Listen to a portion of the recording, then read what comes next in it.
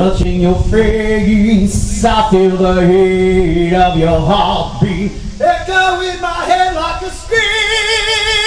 What you do to me? How did I get started? One of my first memories of music when I was a kid, listening to music, that's really when it started, was just listening. We would always get together at my aunt and uncle's house that lived right around the corner from the house I grew up in Pekin. And parents would be in one room, aunts and uncles in there playing cards, and they always had the stereo going. My aunt had an old console stereo, and I was always right there with it. And it didn't matter what was playing. Of course, my family, most of the time, it was Willie Nelson, Elvis Presley, those types of singers. And some of my fondest memories from when I was little was just listening to the music, hanging out with my cousins, playing in the family room where the stereo's at, and spent many a nights as a kid just hanging out with family and listening to the classics, good old country, old rock and roll, that kind of thing. And, which actually what led me to buy a console stereo a few years ago and start collecting some vinyl, getting some of those same albums. Got a little older, 7, 8 years old. My parents got me a drum kit, started playing drums just every day after school, playing along to whatever music was either on the radio or taking cassette tapes from my sisters that if there was something I wanted to play along with, I would take those in the basement and just spend hours playing along to any kind of music I could find at home. Around the same time, my parents used to go to the Creve Coeur VFW, and they would go dancing. The VFW used to have like country music bands when I was a kid, and my parents would go up there to go dancing, and they would take us kids with them. And I can remember one band called Prairie Fire, a fantastic country rock, southern rock type of band. And I would be sitting at the front table near the stage, just eyeballing them. Couldn't take my eyes off of them. Don't give me a drink or anything, because if I drink too much, then I got to go to the bathroom and I might miss the band kind of thing. These guys and girls in the band were amazing. And I remember they closed every show with Devil Went Down to Georgia, and the fiddle player was incredible. And I remember that guy, every time he finished playing that song, he would set that fiddle down and just bend over, just heavy breathing, sweating. That song wore him out, and it was just watching that band, and really the fiddle player, which I never had any desire to play the fiddle or anything like that, but just watching that band is really, I think, what sparked the thought in my mind that at some point I wanted to be on stage playing music. So again, I would want to go home and just play the drums all the time. And then a little later on, I got older, 10, 11 years old. My sister actually started dating one of the first bass players for the band Blitz, and they started taking me to band practice during the week, or they would take me to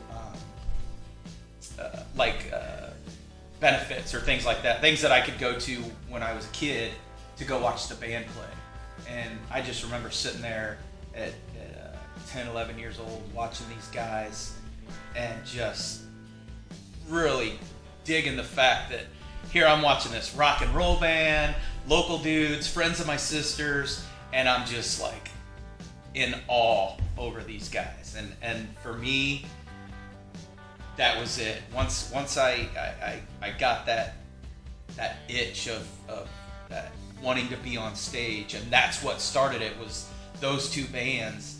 That was it for me. I mean, it was all said and done. Like, if I wasn't behind the drum kit practicing, I was standing in the middle of my living room with a wiffle ball bat with a shoestring tied around it as a guitar, playing along to every song that came on MTV. And I didn't care if my parents and my sisters were sitting in the living room or if I was home by myself. It didn't matter. I was performing. I don't care if it was air guitar or lip syncing or actually singing along to the song on TV. That was it, man. And that was, for me, that's all it took. There was no doubt in my mind at such a young age that at some point I didn't even care about that. It wasn't even the rock star dream. It was like I just wanted to do what those guys were doing, whether they were playing in a local VFW or a club down the road or whatever. I just wanted to play and be in front of people. And at the time, I was a drummer, and that's what I wanted. I wanted to be behind that kit. But as I got older, and of course the hair metal videos started becoming the big thing on MTV, I wanted the big kits, man. I wanted the double bass. I wanted the full rack. I wanted to be the guy with the big cymbals overhead and the gong behind me.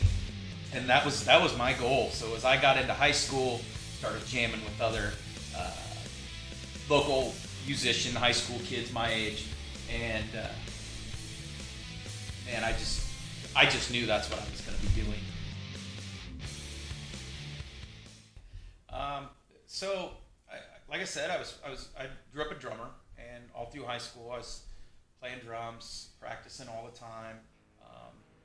I played a lot of sports in high school, so I wasn't. I don't want to say I wasn't as dedicated to the drums, but the drumming did kind of take a back seat to the sports. But I still played as often as I could. So I met a kid in school by the name of Nick Dye. He was a guitar player. I think he was really just starting out learning guitar. We just started talking one day and said, hey, let's jam. And so I took my drums over to his house and set up. And we didn't have a bass player. We didn't have a singer. We just picked a couple tunes, which at the time would have been early 90s. So I want to say it was stuff like Stone Temple Pilots, some Smashing Pumpkins, things like that. I do remember this kid was not into the stuff that I was in. The hair metal, some of the old country rock type stuff, classic rock and roll. He was strictly, I wish I could even name some of the bands. Fugazi. There was a band called Fugazi that he was into, and we did learn one of their songs right off the bat. I think it was called Waiting Room, if I remember right. But anyway, we got together, picked a few songs, and we spent, 6-9 months in his basement jamming. We did finally get a bass player, a friend of his, and I don't even remember who the guy was. And then his dad started coming downstairs and jamming with us. And his dad was pretty cool. He knew a lot of the newer 90s tunes that we were working on. So he started coming downstairs and jamming, and then he just kind of got bored with it. So I started singing, which I was always able to sing a little bit, but I've never really done it with a band or anything like that. So I don't even really want to say it was a band because we never played a show.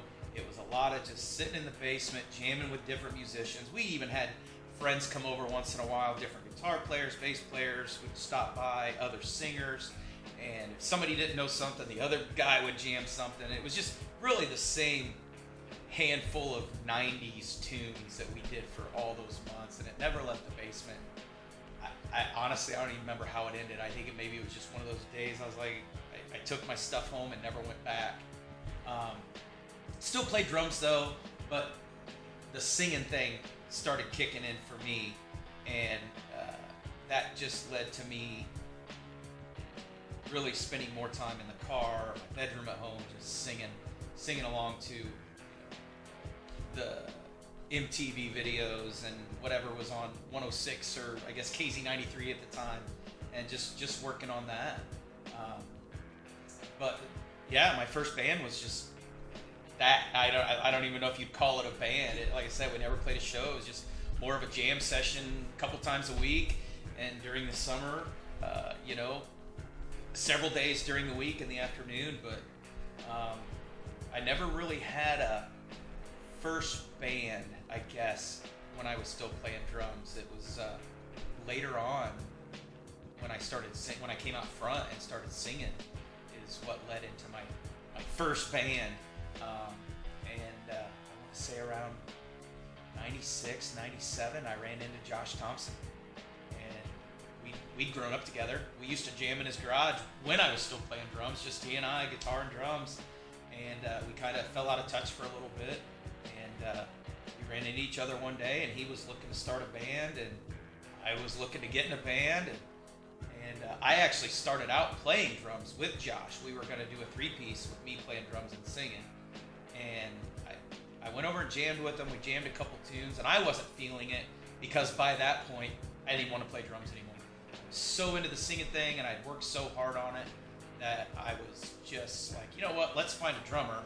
Let me be the singer, and let's get this thing going. So that's kind of what led into my first real band, all the practices, 4 musicians, booking shows, learning all the tunes, and so Josh and I got a bass player by the name of Rob Herlihy and a drummer by the name of Max Dammer. And we spent a few months in the basement, learned 45, 50 tunes, and became a band by the name of Awake. And that was my first real band, me singing. And I remember my very first show, singing live in front of a crowd. We opened up with Jinx in 1997 at In Cahoots. And for whatever genius reason, when I made the set list that day, we opened up with a Queensryche song. And as I walk on stage, I just remember Ryan Rose walking by, and he kind of looks down at the set list, and he's like, "Oh, I'm opening up with some Queensryche, huh? Well, better do it right." I was like, from then on, I was probably sweating. I was probably turning green because I was so scared to death for my first show. You know, I wasn't behind the kid anymore. I remember we opened up with Damaged by Queensryche, and I just remember looking out and seeing Dan Seago behind the soundboard, and Mike Lane, and John Massalia, and Ryan Rose, and Gary Wolfer standing right behind him just doing this. Just looking right at us, and I just keep thinking, why am I here right now? Why did I decide I want to be a singer? Why do I want to be in a band? And of all things, why in the hell would I want to open up a Queensryche in front of the guys in Jinx? And we did it. We pulled it off, and probably still one of my most favorite shows of all time. Thankful that those guys gave us an opportunity to open the show, because it actually led to Larry, which you probably remember, Larry Webster. He walked up to the stage, and the last 2 songs we played that night, before Jinx went on, Larry's standing right in front of me like this. He's on the dance floor, and I'm on the stage, and he's just staring at me. And we no more than got done, and before I could even shut my microphone off, Larry gives me the, "Hey, I need to talk to you in my office." So Ryan walks up, and he's like, "You need to go. That's a good thing." So I walked back with Larry. We sat in his office, and he said, "All right, I want to book you, but I got to tell you right now, you guys got to play that Renegade song, because that's my favorite song in the world. And if you don't play that song, you don't play my bar." And I said, well, Jinx doesn't play that song. He's like, "Well, they probably should." But so we booked for the rest of the year with Larry at In Cahoots, and so the band Awake was really my introduction to being in a live performing band. The one show. You know, Larry walked up and was like, "Love you guys," booked us for the rest of the year. But throughout that year, we still had some weekends off. Well, I mean, I can even tell those stories too. We did a lot of shows with Medicine Man down there. You remember those guys? Chad Cook, Glenn Denham. We started doing split nights with those guys. We'd open the show for an hour, then they'd do an hour set. We'd play an hour set, and then they'd play an hour set, and then they'd come back up and finish a shorter set at the end of the night, 4 o'clock in the morning, 3 o'clock in the morning. And we would do 2-nighters with them. But that was because at the time, those guys, the 2-nighter thing was still a new experience for Josh and I and Rob and Max.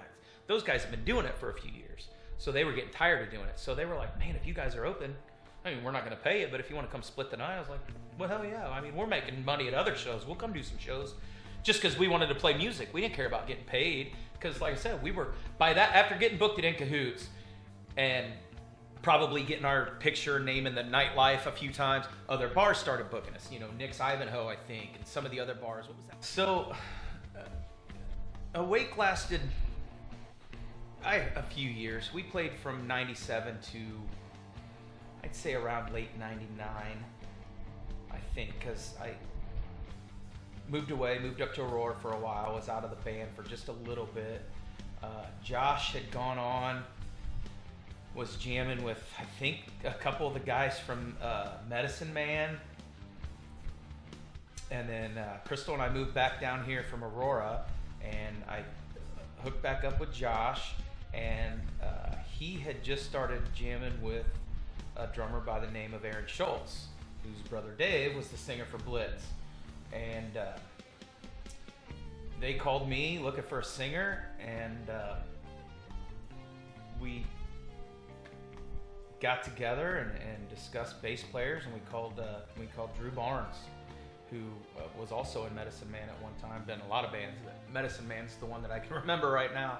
So early 2000, I think, Rude Awakening got together, and same thing as always, you pick a ton of songs, you start practicing. We started booking shows. I'm gonna say, man, maybe May, June of 2000, we finally played our first show, and it went well, and the band just started booking, and that band took off like a freight train. And I kind of feel like, at least for myself and Josh and Aaron, not that it was necessarily our first bands, but it was the bands that kind of put us into a different level in this area. We started getting some crowds. We were playing the right music. We were bringing in the crowds. We were getting shows booked. Just playing. I think we started out playing maybe once a month, and then it became more and more and more. And the name was getting out there. We were playing all over the area. I think maybe about a year and a half, 2 years into that, Josh left and hooked up with Gary Horry and Pete Ramsey, and they started Braille. I think Drew left just maybe a couple weeks after Josh. Aaron and I kept it going. We hired, I'm trying to remember, there were so many people in that band. I want to say we got Justin Robbins first after Josh left, and Steve Barnes came in and took over for Drew. And that was another version of Rude Awakening for a while. I think soon after Justin was in, we hired another guitar player by the name of Harley Donahoe, and Justin and Harley were just fantastic together. Slim, always excellent, and I'm sure Slim would agree with me to this day that Justin Robbins is probably taught Steve and I the most about harmonies. Justin can harmonize to a fart, excuse the expression, but my gosh, that guy, he taught us a lot. And it was just amazing how the vocals in that band even changed. Not that they were bad before, but with Justin coming in and Slim learning things from him, and then Aaron Schultz was always a great singer as well, sitting back there behind the kit. That band came together, and I think again over time, I think Justin soon left, so another version of the band was myself and Harley and Slim and Aaron, and we were just playing. Man, it seemed like that band was just playing all the time. I can't even. I'm trying to think of how the story went with Rude Awakening, because there were so many changes, but I don't even know who came in next, to be honest with you. I think at some point after Justin left, Jerry Depew came in on second guitar. And I hate even using the term second guitar, because when you get people like Justin and Harley and Josh and Jerry Depew in a band, there's no second guitar player. You just have amazing guitar players in the band, and those guys worked so well together. I always felt like I never want to take anything away from any version of that band, but my opinion was each version of that band just kept getting better. And I don't think it was necessarily the quality of the musicianship was better. I don't know if it was our song selections got better or what it was, but as the years went on with Rude Awakening, that band was just, we were doing what you want to do in a band. You were bringing in the crowds. You were, obviously making decent money doing it, and just getting, I guess, the notoriety that you look for. You know what I mean? If you're going to be in a band and you're out performing, you might as well do it well and get some recognition for it. And I feel like that band just kept getting better and better and better. say for sure how long that band lasted. I'd say 2000 to 2009 maybe. So 8-9 years of Rude Awakening. I know we played some some pretty killer shows. One of the ones I can think of is early days of Rude Awakening. We played the Lido and Lamb 9/11 benefit show at the Madison Theater, and the funny thing about that show, we were given an 1.5-hour time slot right before Ray Lytle and the Itchy Pickles. And Ray's sitting off the side of the stage, enjoying the music. He's over there jamming out. Every time you look over, he's over there just jamming out. He was playing drums on his belly, or one of the guys. It was Ray Lytle, John Lamb, one of the guys, whichever the big guy was. We got about 45 minutes into our set, and I think we had just played like Monkey Business and Barracuda back to back. And in the middle of a song, I remember the stage manager that night, as they called him, I get a tap in the middle of my lower back, and I turn around and there's nobody standing behind me, but I look down, I'm like this on stage, and I look down and he squatted down behind me, and he looks up and he's like, "You're done." And I said, "What do you mean we're done?" He says, "The guys in the next band are so pissed off that you're smoking them off the stage, they said you're done." And I look over and I said, "Well, he kind of looks like he's the boss since he's the front man of the next band, so I think you need to go talk to him." He goes, "No, we're pulling the plug at the end of this song, so you don't have a choice." Okay, so during the guitar solo, I think after the Monkey Business Barracuda thing, we had gone into Blue Collar Man. Josh goes into the solo to that, and I got on the microphone and I just made a comment about, well, apparently we're done. We just got told we're getting kicked off long before our set's over, so thanks. So we finished the song and, did the thanks for coming out. Ray Lytle's up next. And I just remember as we're tearing our gear down, his band's coming out and like literally pushing Josh's cabinet and Drew's bass rig off the stage, like trying to hurry us up.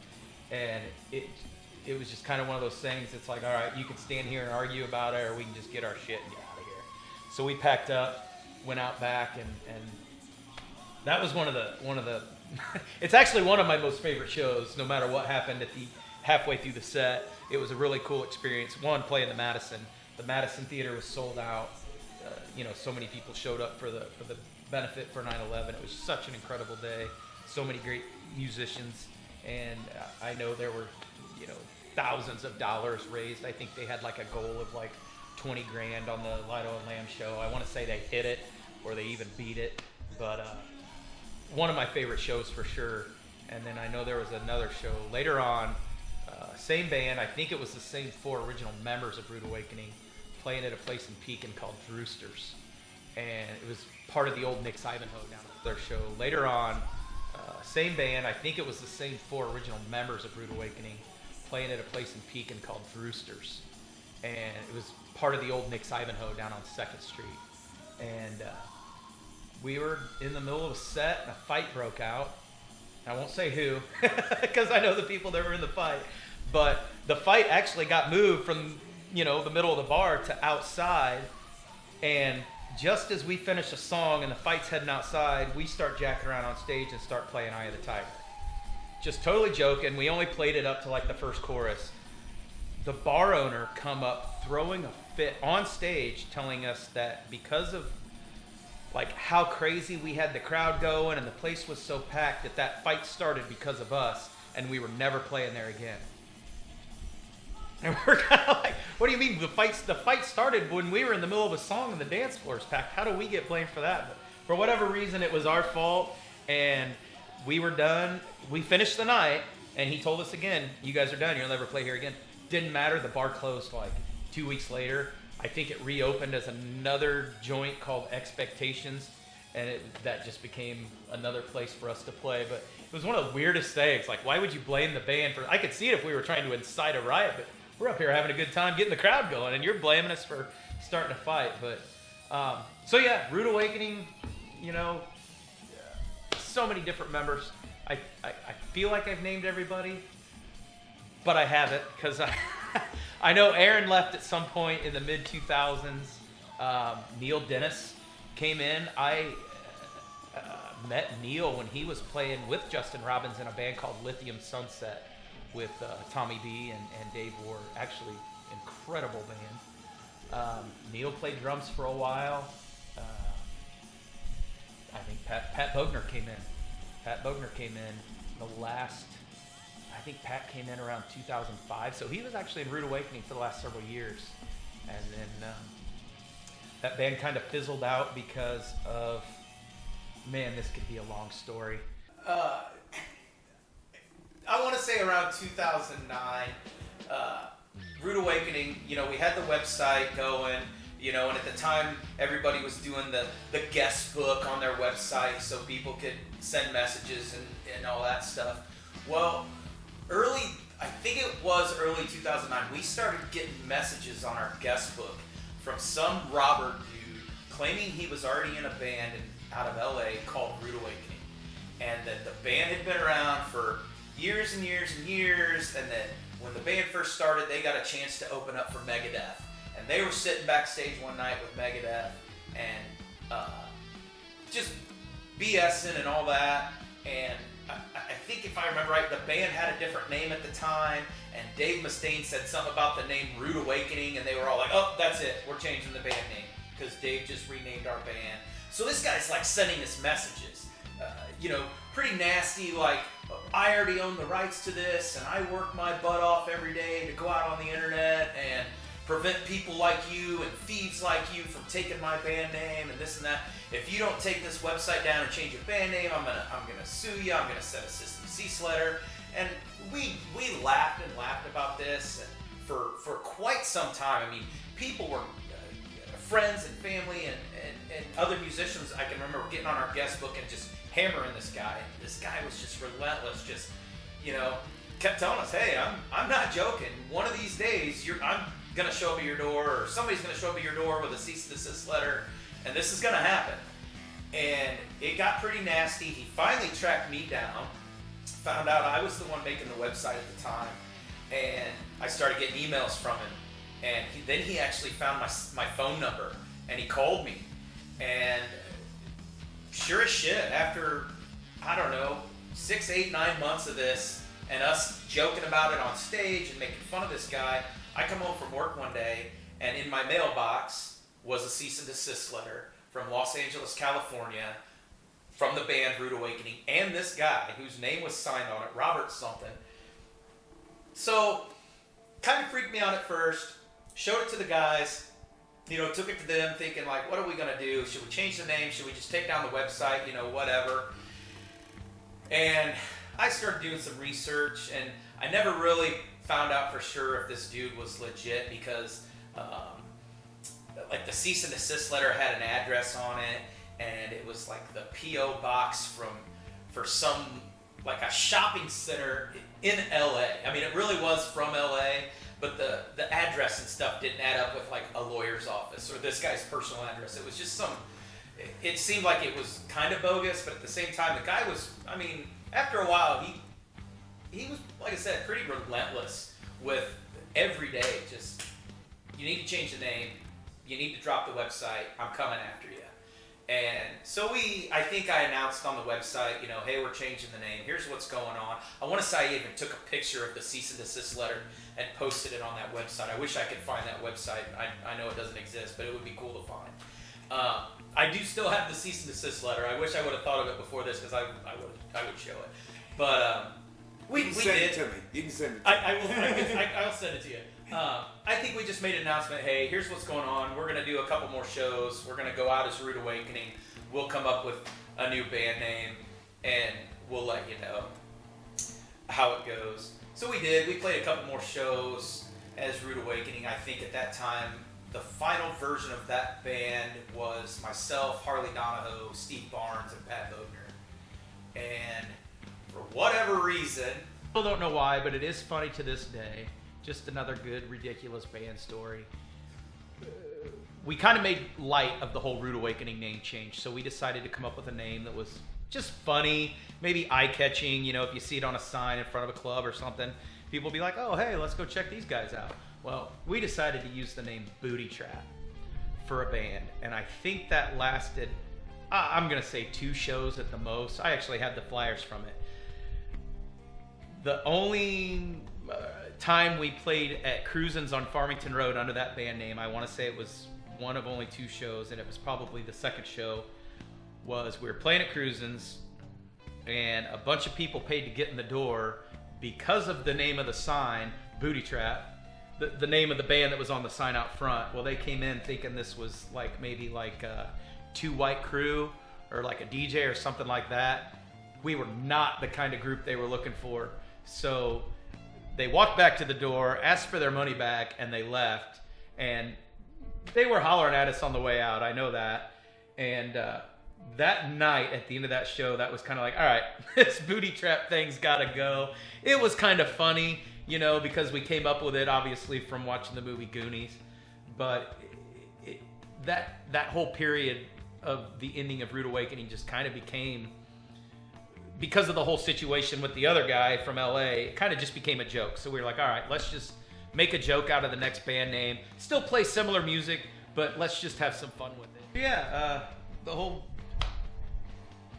nonsense with the Booty Trap thing came to an end, and we immediately went kind of the same direction. You know, we're standing at band practice.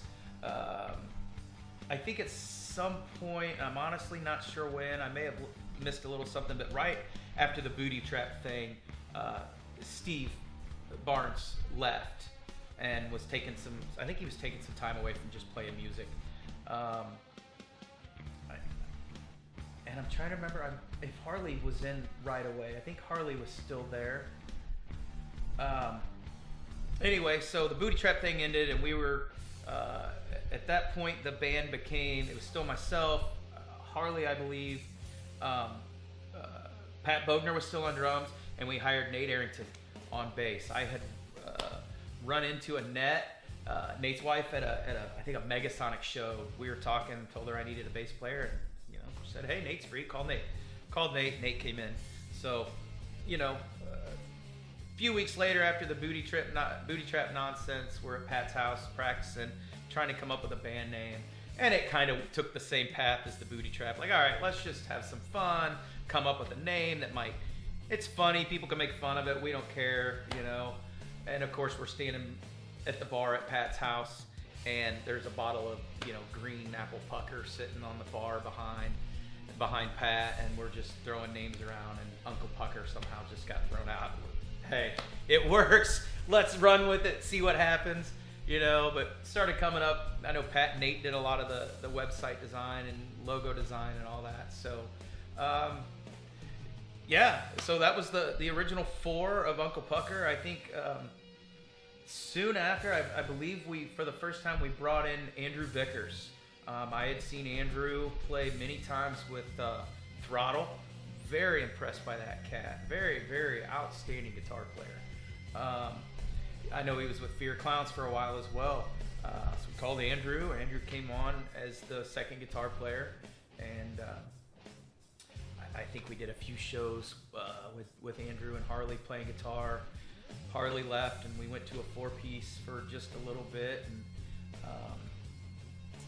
I believe soon after that is when Jason Laughlin came in on second guitar. And, you know, playing shows, learning new tunes, and people start coming and going. I know at one point Pat left the band. He was ready to retire. You know, all of his years of playing in Silent Tiger. I think he was in Toy Box for a while with Rick Henderson. Played with Rude Awakening and into Uncle Pucker, and Pat was just ready to get away from it. That's when we brought in stuntman Jeff Selberg, and Jeff, amazing drummer, absolutely sweetheart of a human being. I'm not sure if you could ever ask for a better person to be in a band with. Jeff is just that guy on a professional level, musical level, personal level, just an outstanding human being, and just one of the funniest people I've ever met in my life. And played a ton of shows with Jeff, and Jeff got to a point he was having some issues with his knees, old football injuries, and it started affecting his playing. Jeff would show up for a gig, be setting up, and Jeff always wore like these, I don't know, like Adidas pants, like comfy type pants to a show. And by the end of the night, I can remember many times looking back at his left foot on the hi-hat stand, and you could see that his pants went from like these loose fitting pants to just tight. His knee and his entire leg had just swollen so bad from his playing that they were huge. So he spent some time suffering through that at different shows. I bet he spent it the last year he was in the band playing shows like that, and he just got to the point where he was just in so much pain he couldn't play anymore. So as much as we hated to do it, we finally talked to Jeff one night at after a show, and just said, all right, man, we absolutely love having you in the band, but for your own physical well-being, you've got to stop. You've got to take some time away. I think he was discussing having another knee surgery, but wasn't wanting to take the time away from the band. And I almost kind of feel guilty, because I feel like we did the right thing. I know we did, but we kind of pushed him away from the music for a while. But we led Jeff to get the surgery. You know, he did it. He got recovered. I know he's been back out playing with several different bands since then. He's doing, last I talked to him, he was doing great. But it was just something we had to do. He was never affecting us musically. That was honestly a personal thing for us. It was we loved Jeff so much and loved having him around. We hated seeing him in pain, and you shouldn't have to play a show like that. So we talked Stuntman into leaving the band, and of course, that leads to bringing in, I don't know how many drummers we had after that. A guy by the name of Brad Williamson come in for a few shows. Great jazz drummer. Jeff Ennis came in for a year or so. I'm not even sure how that band ended, to be honest with you. So that's what I did. I got away from playing music. Kind of went out here and there. Really wasn't going out to see a lot of bands even at the time. My youngest daughter Charlie was born, and spent a ton of time at home with her. And the family was doing a lot of camping at the time, and traveling every weekend, taking vacations during the week, that kind of thing. And got real busy just living life outside of music. And what turned in from just a hiatus became about a year and a half. And one day I get a call from Josh Thompson, and he says, hey, the Unhandsome Devils are looking for a singer.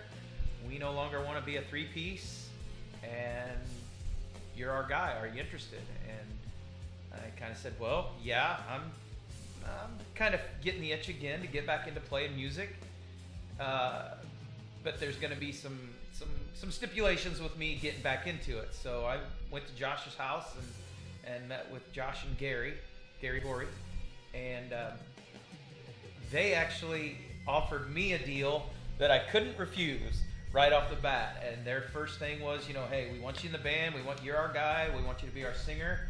We know that you spend a lot of time with the family. You do a lot of traveling. You go out of town camping. Here's the deal. We book the shows. If you can't make one, we're used to doing this as a three-piece anyway. We can do it without you. We'd rather have you there, but we're okay with, doing an occasional show as a three-piece again.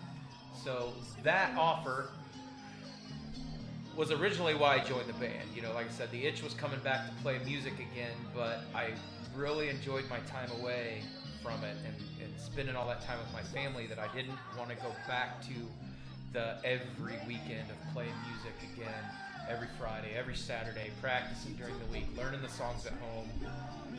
I just didn't want to do it. So that was a fantastic offer. So that was in 2013, early 2000. I don't even want to say early.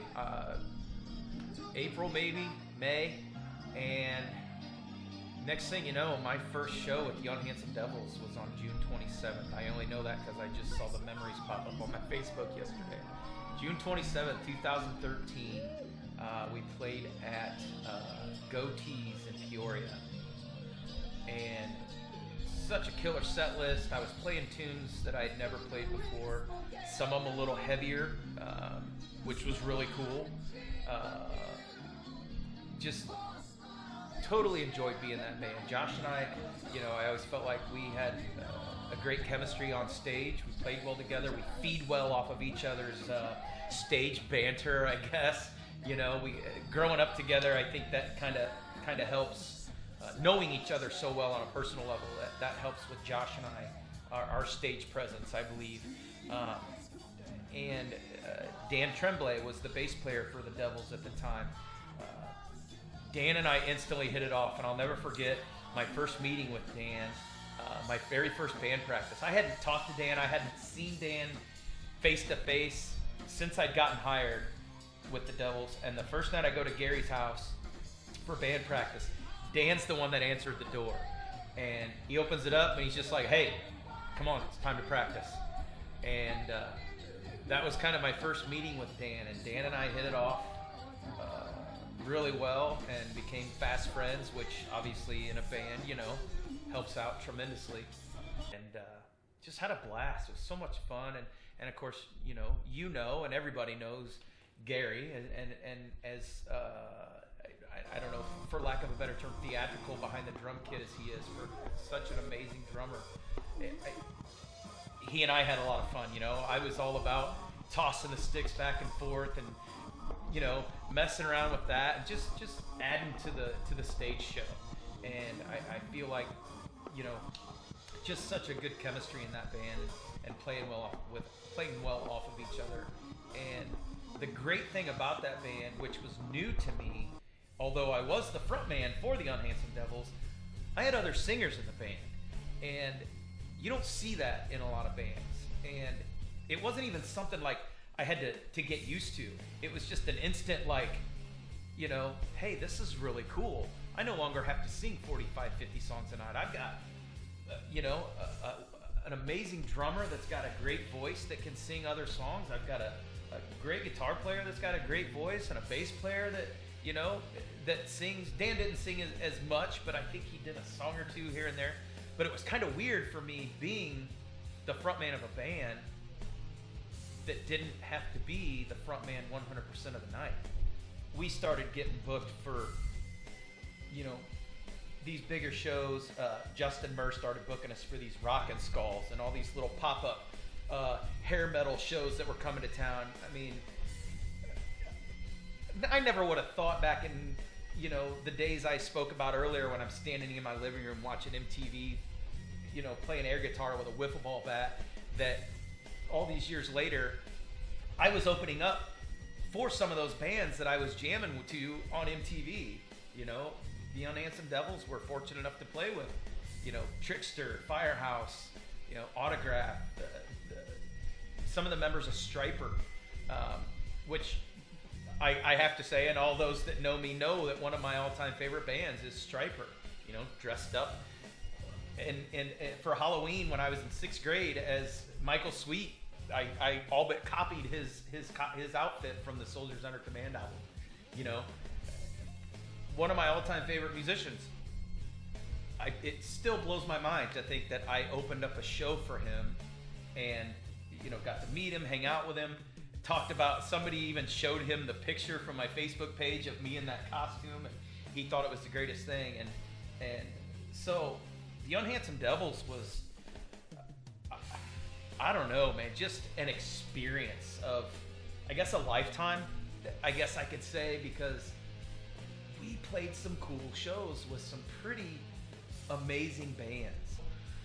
It just got to a point where I had finally decided in 2019 that I had to have neck surgery, which was going to cause a break in my playing with the Devils. Had the neck surgery early in November, and so I was off work for a while, obviously not singing, not playing, couldn't hardly talk for a few weeks. Man, like 2 weeks after my neck surgery, I get a message from John Massalia. He had put together What is the Truth Council, and was writing some music. He had been writing music with his son Brock and Jason McMichael, and he had messaged me and wanted to know if I wanted to do some recording in the studio on some of their originals. And I was like, of course, hell yeah, I would love to. I've never done something like that before. It'd be a whole new experience for me. I said, unfortunately, I just had neck surgery, and it's going to be a few more weeks for me before I can sing. And I think he was looking to record, man, like early December was the first song I think he was wanting me to come in and do, and I was just not going to be ready. I was thinking maybe, hey, maybe if you can move this to the end of December, early January, I'll be all healed and back to work, and the voice will be back from the surgery and this and that. And, unfortunately, as most people know that have recorded music, the studio time was booked. You don't cancel it, So unfortunately, they did start. They went ahead and recorded the song, and I didn't get to sing on it. March or April of 2020, another message from John. Hey man, how you feeling? We've got some new tunes coming. The new CD's out, but we're already writing for the next one. Are you ready? And at that point, I had just started vocal therapy because the voice wasn't coming back. So I was like, you know what? Let's give it a shot. I had talked to the specialist, the vocal therapist, and they were like, well, it's not going to hurt you as long as you're not doing too much singing. Go ahead. It really can only help you as long as you're not pushing it too much. So I told John, I said, I'm in. Let's, kind of start slow with me. Give me, one song to start working on. So I think John had actually already had the song written. So I didn't even really have to do, I don't want to say any work, but I really just had to learn the song that they had already had written. And that song, which later came out on our Green Planet CD, it's called The Letter. And that was the first song that in my life I have ever been a part of, the recording, all original, music and lyrics and things like that. I've never been in an original band and recorded anything. So The Letter became my first song that I recorded as part of an original band. And I was told, and I'm pretty sure, Kenny, you were one of the ones that even said this to me at one point, that you will always remember the first original song you record. And whether or not it's my favorite song on the CD, it doesn't matter. It's the one that probably holds the most special place to me because it is the first original project I've ever done, and it's so cool. So I came into the Truth Council working on The Letter. I think we started maybe working on a few other tunes around May or June of 2020. I played my first show since November 2019 with the Truth Council in June of 2020. And it was almost like performing on stage for the first time again. We played a show at the Twisted Spoke with Cole Hollow and a couple other bands. I don't remember their names, and I apologize for that. But man, I walked on stage that night. Not only was it my first show ever with an all original band, but it was my first show back since neck surgery, and I was freaking out, man. I had made sure I spent probably 5 hours that day doing vocal warm-ups and just doing certain things to get ready for the show. And I feel like we killed it. We walked up there, and if nobody knew me in that bar, they would have never known that. I feel they would have never known that I was struggling a little bit with singing. I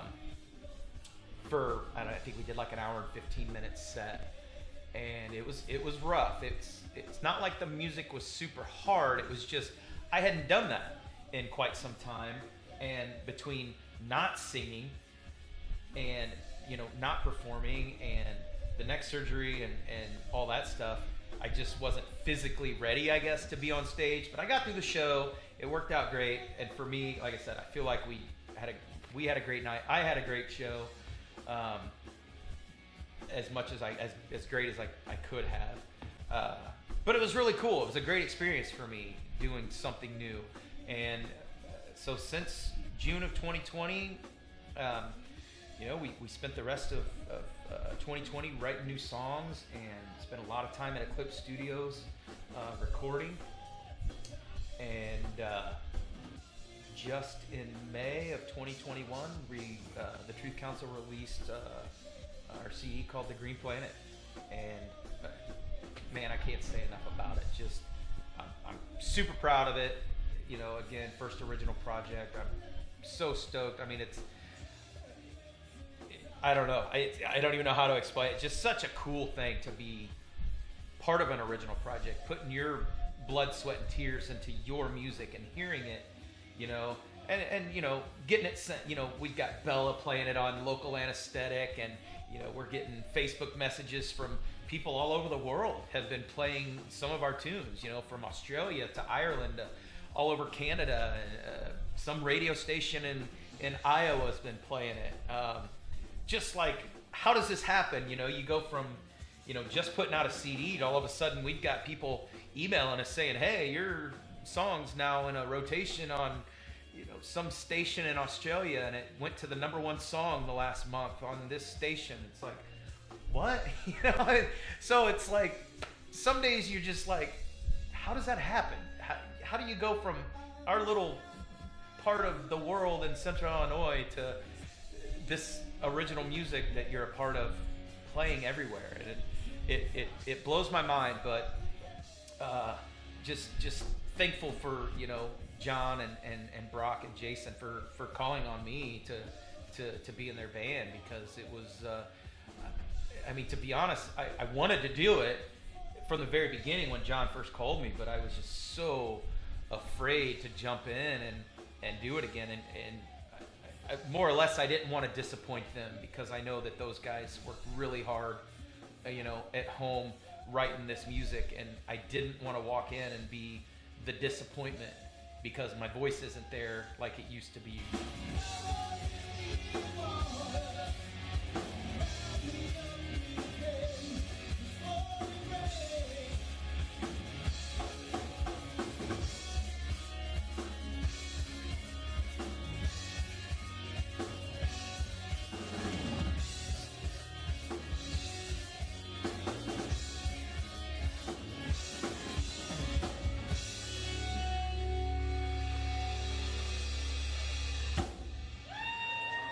Got a song called Wide Awake.